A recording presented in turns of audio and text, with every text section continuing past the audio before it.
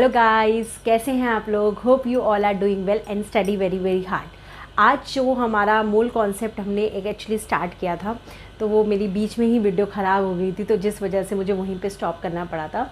अब मैं उसकी नेक्स्ट पार्ट करा रही हूँ। This is a part 2 of mole concept. ठीक है, हमारा वहाँ पे इन टर्म्स ऑफ मास हो गया था, इन टर्म्स ऑफ पार्टिकल्स हो गया था। अब हम लोगों को करना है इन टर्म्स ऑफ वॉल्यूम। ठीक है, इससे पहले थोड़ा सा एक बार फिर से थोड़ा सा रिवाइज कर लेते हैं। देखो, जो जनरलाइज्ड फॉर्म है, हम इसको बोलेंगे जनरलाइज्ड फॉर्म, जनरलाइज्ड फॉर्म। ठीक है, अब मैं जो ये वर्ड यूज़ करूँगी ना, ये मेरा ही है, मतलब ऐसा आपको किसी बुक में लिखा हुआ नहीं मिलेगा, ये मैंने ही क्रिएट किया है। It is a generalised form. ठीक है, जनरलाइज्ड फॉर्म क्या कहता है कि 1 mole is equal to 6.022 into 10⁻23 particles.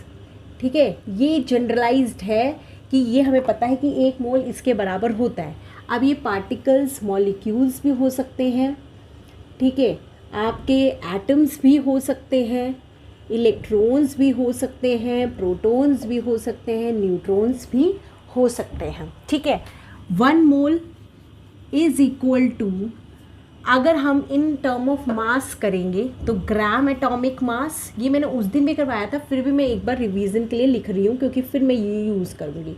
Gram atomic mass, gram molecular mass, gram molecular mass. ठीक है, इसी तरीके से 1 मोल इज़ इक्वल टू, अगर हम वॉल्यूम की टर्म में करेंगे 22.4 लीटर, अगर लीटर की टर्म में है 22,400 मिलीलीटर, अगर वॉल्यूम हमारा मिलीलीटर में है।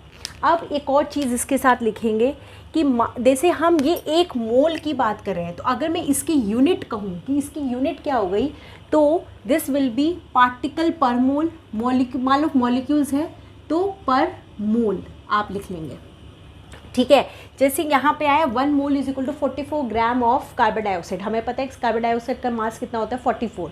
तो इसकी यूनिट आप क्या लिखोगे, क्योंकि मास किस में होता है, ग्राम में, और ये 1 मोल का है तो ग्राम पर मोल। ठीक है, हमें पता है मोलर मास की यूनिट होती है ग्राम पर मोल।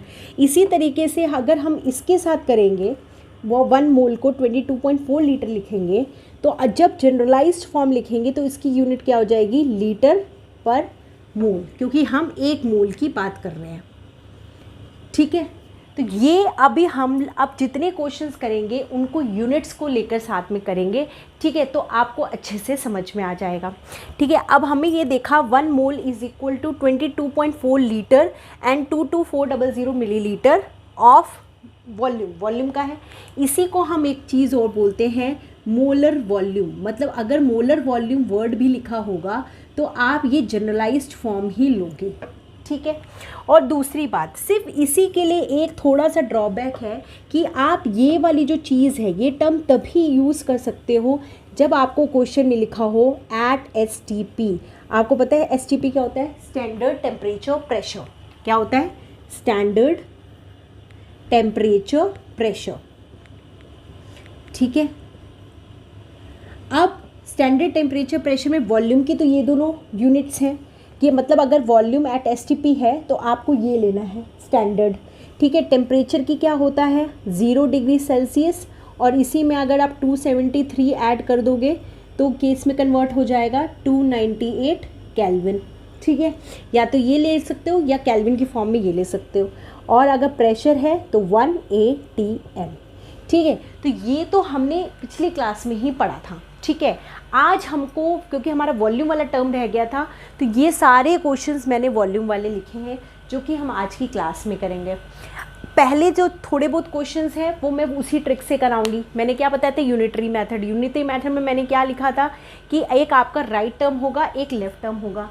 राइट में आप वो चीज़ लिखेंगे जो आपको फाइंड करनी है, और लेफ्ट में आप वो चीज़ लिखेंगे जो कि आपको गिवन है। तो ये स्टार्टिंग के क्वेश्चन में वैसे ही सॉल्व कराऊंगी, फिर बाद के जो ये इंपॉर्टेंट क्वेश्चंस हैं इनको मैं सॉल्व करवाऊंगी फॉर्मूले से। आपको मैं डायरेक्ट फार्मूला बता दूंगी। आपको लग रहा है यूनिटरी मेथड बहुत डिफिकल्ट है, तो आप उस फॉर्मूले से भी डायरेक्ट क्वेश्चंस को सॉल्व कर सकते हो। बट मैं तो यही कहूँगी कि आपको पहले यूनिटरी मेथड आना चाहिए, इसके बाद आप लोग मतलब फॉर्मूला भी लगा सकते हो, 2 मिनट का काम है फॉर्मूला लगाने में भी उसमें भी। मुझे तो दोनों ही कंफर्टेबल लगते हैं, जो आपको समझ में आए आप वो करेंगे, ठीक है। अब इन टर्म्स ऑफ वॉल्यूम वाला कर रहे हैं, ठीक है। पहला क्वेश्चन पढ़ते हैं फिर से सॉल्व करते हैं। Find the volume occupied by 3 moles of carbon dioxide in litres at STP। आपको वॉल्यूम फाइंड करना है। मैंने कैसे बताया था, एक लाइन लगाएंगे, इसके बाद जो फाइंड करना है वॉल्यूम, आप उसको यहाँ लिखेंगे। गिवन क्या है, मोल्स, तो मोल्स को यहाँ लिखेंगे। अभी मैंने इसका, फिर आप फर्स्ट लाइन क्या लिखेंगे, जो आपकी जनरलाइज्ड फॉर्म है। जनरलाइज्ड फॉर्म क्या है कि 1 mole is equal to 22.4 litre या 22400 मिलीलीटर। तो ये हमारे को क्वेश्चन लीटर में पूछा है, तो हम क्या लिखेंगे, 1 mole of carbon dioxide contains 1 mole of carbon dioxide contains 22.4 litres, ठीक है। हमें पूछा है find the volume occupied 3 moles of carbon dioxide, मतलब इतने मोल कार्बन डाइऑक्साइड, इतने मोल मतलब इतने लीटर्स ऑक्यूपाई करती है। तो हमसे पूछा है 3 मोल्स, तो 3 मोल्स कितने ऑक्यूपाई करेगी, 3 moles of carbon dioxide will occupy 22.4 into 3। अब देखो यूनिट को अगर हम लेते हुए चलें, यहाँ पे हमने क्या बोला था कि हम क्या लिखेंगे, ये हमारा तो लीटर ही हो गया, 3 हो गया, ये हमारा हो गया मोल, ठीक है। ये हम यहाँ पे क्या यूनिट लेंगे, लीटर पर मोल, है ना। जो जनरलाइज है उसे किस यूनिट में लेंगे, लीटर पर मोल में। मोल से मोल कट जाएगा और लीटर बच जाएगा, तो ये आंसर क्या आ जाएगा, इसको आप मल्टीप्लाई करोगे तो 4 3 ज़ा 12, 3 2 ज़ा 6, 7 3 2 ज़ा 6, 67.2 लीटर्स। वहाँ पे वो मैंने सारे आंसर्स ही लिखे हैं।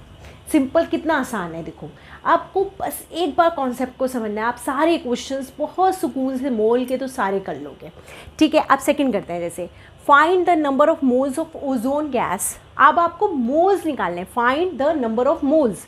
तो अब क्या करेंगे, हम यहाँ पे हम लोग नंबर ऑफ मोल्स लिखेंगे। Present in 5.6 decimetre cube. अब आप कहोगे मैम डेसीमीटर क्यूब क्या आ गया, हमें तो लीटर और मिलीलीटर पढ़ा है। मैंने पहले ही मैंने एक जनरल फिजिकल केमिस्ट्री की एक क्लास बनाई है, उसका भी लिंक मैं डिस्क्रिप्शन बॉक्स में दूंगी। उसमें मैंने बताया था कि 1 डेसीमीटर क्यूब को ही 1 लीटर कहते हैं, मतलब कि लीटर और डेसीमीटर क्यूब एक दूसरे के बिल्कुल बराबर है। तो 22.4 लीटर की जगह आप क्या लिख सकते हो, 22.4 डेसीमीटर क्यूब, ठीक है। आपको क्या निकालना है, आपको मोल्स निकालने हैं और वॉल्यूम इस बार आपको गिवन है, पर फर्स्ट में आप क्या लिखोगे, जनरलाइज्ड फॉर्म लिखोगे। 22.4 decimetre cube of ozone guys have 1 मोल, ये हमारी जनरलाइज्ड होती है। 1 में कितना हो जाएगा, 1/22.4 डेसीमीटर क्यूब, ठीक है। और ये यहाँ पे 1 इंटू मोल है। इसके बाद हमें निकालना कितने में है, हमको निकालना है 5.6 में। तो 5.6 डेसीमीटर क्यूब में कितने मोल हैं, 1/22.4 इंटू 5.6, ये यहाँ पे डेसीमीटर क्यूब है और ये यहाँ पे डेसीमीटर क्यूब है, ठीक है। और क्या मल्टीप्लाई में था, मोल। यूनिट्स को साथ में लिख के करो तो कभी भी फिजिकल क्वेश्चंस गलत नहीं होंगे, ठीक है। ये अगर आप करोगे तो 2 से कट जाएगा, तो इज इक्वल टू 0.5 मोल, ये आ जाएगा आपका आंसर। अच्छा 0.25 आएगा, जब इसे आप काटोगे तो आएगा आपका 0.2.5 मोल, ठीक है ना, ठीक है। अब ये वाला क्वेश्चन हो गया। इसी तरीके से आपको सारे क्वेश्चन करने हैं। अब हम करेंगे next question, find the number of hydrogen atoms. अब आपसे क्या पूछा है, अभी तक तो मोल और उसकी बात चल रही थी, अब इसको ध्यान से देखना है, इस क्वेश्चन को भी, ठीक है। मुझे ये पता है कि इस तरीके से आप करोगे कभी भी आपके गलत नहीं होंगे। कभी फॉर्मूला याद नहीं है तो कॉन्सेप्ट कभी भी नहीं भूलता, फॉर्मूला एक बार आप फिर भूल जाओगे, ठीक है। पर फॉर्मूले भी इसकी बहुत आसान है, जो मैं अभी आपको करवाऊंगी वो फॉर्मूला मैंने इतने अच्छे तरीके से किया है कि फॉर्मूला भी आपको आसान लगेगा। नेक्स्ट करते हैं, find the number of hydrogen atoms. अब आपको क्या निकालना है, हाइड्रोजन एटम्स निकालना है, ठीक है। और मैंने ये जब पिछले बार मैंने एक चार्ट सा बनाया था, 1 मोल यहाँ पे in term of quantity, in term of volume, in term of mass लिखा था। फिर मैंने ये कहा था ये तीनों भी आपस में इंटरकनेक्टेड होते हैं, तो वो क्वेश्चन इसी से है। अब इसमें क्या है, find the number of hydrogen atoms present in 11.2 litres. ठीक है, आपको वॉल्यूम गिवन है, क्या गिवन है, वॉल्यूम, और आपको निकालना क्या है, आपको निकालने हैं नंबर ऑफ एटम्स। तो सबसे पहली लाइन हमने क्या लिखनी होती है, जो भी जनरलाइज्ड है, जनरलाइज क्योंकि लीटर्स में है तो 22.4 लीटर में कितने नंबर ऑफ एटम्स है जनरल, 6.022 इंटू 10⁻23 एटम्स। ठीक है, अब 1 में कितने होंगे, इसको मैं Na लिख सकती हूँ क्योंकि मे भी हो सकता है आंसर Na में हो। ठीक है, Na अपॉन 22.4 लीटर। ठीक, अब निकालना कितने में है, 11.2 में, तो 11.2 लीटर में कितने प्रेजेंट होंगे, Na upon 22.4 litre into 11.2 litre, ये से ये कट गया, लीटर से लीटर कट गया, यहाँ पे एटम्स है। ठीक है, ये 1 ये 2 is equal to 0.5 Na atoms. देखा कितना आसान था। ठीक है, अब नेक्स्ट करते हैं, ये मतलब ये वाले क्वेश्चन में एटम को किससे रिलेट किया गया, क्या था, लीटर के साथ। तो किसी को भी, इन तीनों को आपस में किसी से भी इंटर रिलेट करके क्वेश्चन आप निकाल सकते हो। नॉर्मली सबसे आसान, मैं कहती हूँ फॉर्मूले से भी आसान है ये मेथड, अगर आपको समझ में आ जाए तो। नेक्स्ट क्वेश्चन करते हैं। नेक्स्ट में क्या है, वॉल्यूम निकालना है। अब इन टर्म्स ऑफ मास है, इन टर्म्स ऑफ मास है, बस जो ये है, बस ये एक लाइन और सारे के सारे क्वेश्चंस आपके हाथों में है। अब यहाँ पे हमको निकालना क्या है, वॉल्यूम निकालना है। तो वॉल्यूम हम कहाँ लिखेंगे, यहाँ लिखेंगे। ठीक, इसके बाद हम यहाँ पे क्या लिखेंगे, यहाँ मास लिखेंगे। अब मास किसका निकला है, सल्फर डाइऑक्साइड का, 32 + 16 × 2 32, 4 and 64, तो जनरलाइज क्या हो गया, 64 ग्राम में। अब जैसे कि इसमें ये नहीं दे रखा कि in form of litre millilitre, तो ऑप्शंस तो होंगे ना आपके पास, आप देख सकते हो लीटर में है कि मिलीलीटर में है। जैसे लीटर में है तो आप क्या ले लोगे, 22.4 लीटर, तो 1 में कितना हो गया, 22.4 लीटर अपॉन 64, और आपको निकालना कितने में है, 128 में, 128 ग्राम में। 128 ग्राम में कितना हो जाएगा, 22.4 लीटर अपॉन 64, और 64 ये क्या है, ग्राम, इनटू में 128 ग्राम, तो ग्राम से ग्राम कट गया, ये पूरा जब भी कट जाएगा तो इसका आंसर आपका आ जाएगा 44.8 लीटर। ठीक है, हो जाएगा। अब हम लोग, मैंने कहा था कि ये दो क्वेश्चंस मैं फॉर्मूले से करके दिखाऊंगी आपको, ठीक है, ताकि आपको जो मेथड सही लगे वो आप करेंगे। और लास्ट में, बस इन दो क्वेश्चंस के बाद एक लास्ट में मैं आपको 2 टिप ऑफ द डे दूंगी रिलेटेड टू मोल, जो कि सिर्फ कॉन्सेप्ट है, आपने क्वेश्चन में आपको करना भी नहीं पड़ेगा, you get the answer. Related to mole है ये ट्रिक, ये बिल्कुल एंड ऑफ द वीडियो में आपको मैं बताऊंगी कि क्या है। ठीक है, सबसे पहले ये, अब मैं लिख रही हूँ फॉर्मूलाज, ठीक है, कि अगर आपको यही क्वेश्चंस, चाहे आपने पिछले जितने क्वेश्चंस है सब करके देखना, सारे क्वेश्चंस जो मैंने करवाए हैं या आपको बुक से मिलते हैं आप करके देखना, आप ये फॉर्मूला लगाओगे आपके डायरेक्ट आएंगे। ठीक है, अब वो फॉर्मूला क्या है, देखो आप लिखोगे यहाँ पे ऐसे 3 बना दो, इन टर्म्स ऑफ मास था, ठीक है, एक मास, वॉल्यूम और पार्टिकल्स। मैं अभी इसको बारी बारी नहीं लिखूंगी कि पार्टिकल्स क्या क्या है, ठीक है, इन टर्म्स है ये। हमें मान लो in terms of mass number of moles निकालना है, ठीक है, तो नंबर ऑफ मोल्स को निकालने का क्या फॉर्मूला होता है, जो भी आपको निकालना है, इन टर्म मास निकालना है तो मास गिवन इन ग्राम, जो भी क्वेश्चन में मास आपका गिवन है, जैसे यहाँ पे 128 ग्राम गिवन है, वो आप यहाँ लिखोगे। अपॉन में स्टैंडर्ड क्या होता है, gram atomic mass, gram molecular mass, molar mass, जो भी मोलर मास होगा इन ग्राम पर मोल। अभी मैंने जनरलाइज सिखाया था 1 mole is equal to 44 gram of carbon dioxide, तो ग्राम पर मोल, ठीक है। तो ये फॉर्मूला बन जाएगा इन टर्म ऑफ मास में। यहाँ वॉल्यूम में क्या हो जाएगा, नंबर ऑफ मोल्स निकालने का, जो भी वॉल्यूम गिवन है, volume given in, for example volume litres में गिवन है, तो इन लीटर अपॉन में जो भी जनरलाइज्ड है, जैसे कि जनरलाइज लीटर में क्या होता है 22.4 लीटर, अगर यही चीज़ लीटर पर मोल, और अगर यही चीज़ मिलीलीटर में होती तो ये क्या फॉर्मूला बन जाता, वॉल्यूम गिवन इन मिलीलीटर अपॉन जो भी जनरलाइज है, जनरलाइज क्या है 22400 मिलीलीटर पर मोल, ठीक है। इसी तरीके से पार्टिकल्स की अगर हम बात करेंगे तो यहाँ पार्टिकल्स गिवन, जो भी आपको पार्टिकल्स गिवन है, पार्टिकल्स गिवन, ठीक है, अपॉन में मान लो ये एटम्स हैं तो एटम्स यूनिट हो जाएगी, अपॉन में जनरलाइज क्या होता है 6.022 इंटू 10⁻23, आपका ये क्या हो जाएगा एटम्स पर मोल।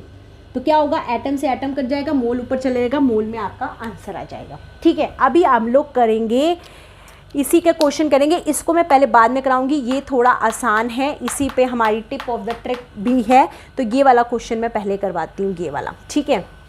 ये वाला क्वेश्चन करते हैं, ये आप लिख लो, अभी आपको समझ में आ जाएगा कैसे अप्लाई करना है। जैसे ये वाला क्वेश्चन में 0.5 moles of methane and carbon dioxide is given at STP, find volume of gases at STP, हमें वॉल्यूम निकालना है, तो ये वाला फॉर्मूला हम लगाएंगे। बाकी मैं सबको रब कर रही हूँ, ठीक है, और ये वाला करते हैं, सीधा फॉर्मूले पे बेस्ड है ये क्वेश्चन। आपको बोल रखा है कि इतने मोल मीथेन के और इतने ही सेम मोल कार्बन डाइऑक्साइड के गिवन है एट एसटीपी पे आप ये अप्लाई कर सकते हो। फाइंड वॉल्यूम ऑफ गैसेस, आपको दोनों के वॉल्यूम बताना है, किसी एक का ले लेते हैं, जैसे फॉर एग्जांपल मैं मीथेन के लिए बात करती हूँ कि 0.5 मोल्स हमको देखा है, हमारे को पता है number of moles is equal to volume given in litre upon में 22.4 लीटर पर मोल, ये स्टैंडर्ड वाली वैल्यू यहाँ रखते हैं। मोल्स कितने गिवन है 0.5 मोल्स, ये हमें निकालना है, वॉल्यूम गिवन इन लीटर, ठीक, स्टैंडर्ड कितना है 22.4 लीटर पर मोल, ठीक है, volume in litre, volume in litre, इसको यहाँ ले जाओ, 0.5 मोल्स इंटू 22.4 लीटर पर मोल, तो मोल से मोल कट जाएगा, आंसर आपका लीटर में आ जाएगा। इसको मल्टीप्लाई कर लो अपॉन 10, तो 224 इंटू 5 करो, 5 4 ज़ा 20, 5 2 ज़ा 10 और 12, 5 2 ज़ा 10 और 11, ठीक है, 0, तो ये हो जाएगा 11.2, इसका आंसर आ जाएगा 11.2 लीटर्स। बात समझ में आ रही है? आपको मोल्स गिवन थे, वॉल्यूम निकालना था, यहाँ पे आप क्या लिखोगे, हमेशा स्टैंडर्ड वाला फॉर्मूला लगाओगे। जैसे यहाँ 22.4 लीटर, अगर मास होता तो उसका जो भी ग्राम एटॉमिक मास या मॉलिक्यूलर मास होता, अगर इन टर्म ऑफ पार्टिकल होता तो 6.022 इंटू 10⁻⁴। जितने क्वेश्चन पिछले किए थे वो सब आप करके देखोगे, डेफिनेटली होंगे इन सम फॉर्मूले से। अब ये तो मेरा निकल गया किसके लिए, मीथेन के लिए। अब आप सेम इसके लिए निकालेंगे कार्बन डाइऑक्साइड के लिए, क्योंकि मोल्स तो वही है 0.5, ये भी यही है, तो इसका भी आंसर 11.2 लीटर्स ही आएगा। भाई जब मोल्स सेम हैं तो बिल्कुल सेम इसी तरह आएगा।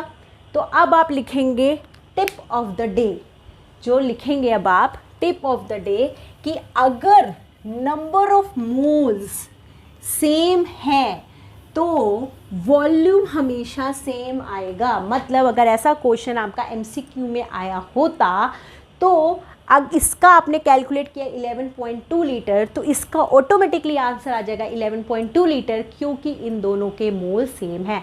This is the tip of the day and this is called Avogadro's law. क्या कहते हैं इसको, एवोगैड्रोस लॉ। एवोगैड्रोस लॉ क्या कहता है, एवोगैड्रोस लॉ कहता है कि अगर दो गैसेस जिनके मोल्स सेम हैं तो उनका वॉल्यूम भी सेम होगा।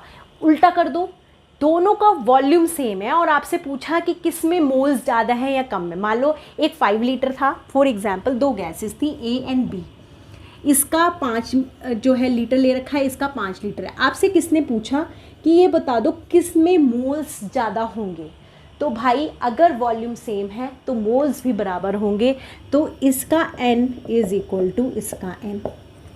समझ में आ रही है। फिर अगर आप किसी ने कहा एक A है एक B है, इसका 6 है इसका 2 है, अब आप बता दो जिसका जितना वॉल्यूम होगा उतना ज़्यादा मोल्स होंगे।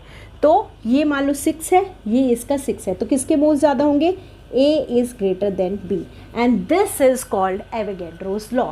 एवोगैड्रो लॉ कहता है अगर नंबर ऑफ मोल्स बराबर है तो वॉल्यूम बराबर होगा, और अगर वॉल्यूम बराबर है तो नंबर ऑफ मोल्स बराबर होंगे। इसको बड़े ही अच्छे तरीके से नोट करके लिख लो, क्योंकि MCQ, नीट और आपके क्या कहते हैं JEE मेंस, इन सब में इसी टाइप के क्वेश्चंस आते हैं। वो लंबी कैलकुलेशंस नहीं कराएंगे आपको, क्योंकि कैलकुलेटर तो अलाउड है नहीं।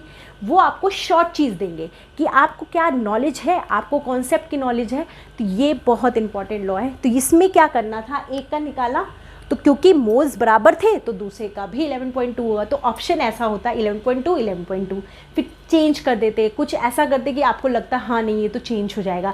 आप लोग शायद इसके मासेस पे चले जाते कि मीथेन का मास तो कुछ और होता है, कार्बन डाइऑक्साइड का मास कुछ और होता है, बट नहीं, अगर मोल सेम है तो वॉल्यूम भी सेम आएगा। This is the tip of the day. Now the next question.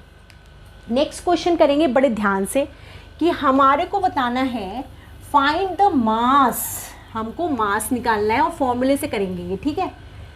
मास निकालना है हाइड्रोजन का, required in ammonia formed from 14 gram of nitrogen gas. हमें पता है हेबल्स प्रोसेस है ये, ठीक है। नाइट्रोजन जब हाइड्रोजन के साथ ये इक्विलिब्रियम में प्रोसेस होता है और अमोनिया गैस हमारी बनती है, ठीक है। अब ये जो है, अब इसको बैलेंस करेंगे तो इसको आप 2 से मल्टीप्लाई कर दोगे, इसको 3 से मल्टीप्लाई कर दोगे, ठीक है। ये हमारी है। इसने बोला है कि आप ये बता दो इसका ना 14 ग्राम अगर हम लेंगे तो मुझे इसका कितना लेना पड़ेगा और ये कितना प्रोड्यूस होगा, हमको ये बताना, ठीक है।